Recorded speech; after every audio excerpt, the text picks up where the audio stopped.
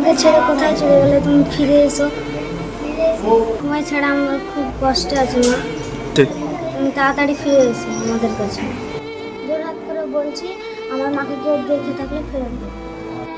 বাংলাদেশ থেকে এসে মুর্শিদাবাদের মেয়েকে নিয়ে চম্পট দিল প্রেমিক। ফেসবুকে পরিচয়, তারপর SMS, ফোনে প্রেমে হাবুডুবু খেতে খেতে পদ্মা ভাঙনের মতো 2 সন্তান রেখে সংসার ভেঙে পালিয়ে গেল প্রেমিকা। হ্যাঁ, ঠিকই শুনছেন। জানা গিয়েছে বাংলাদেশ থেকে এক যুবক কিছুদিন আগে কাজের নামে ভারতে আসে।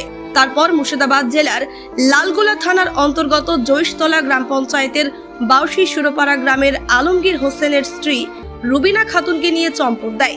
চাঞ্চল্য সৃষ্টি হয়েছে।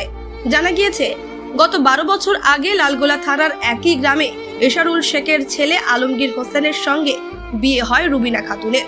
রুবিনা খাতুনের ঘরে রয়েছে 2টি সন্তান, একটি 10 বছরের মেয়ে ও একটি 8 বছরের।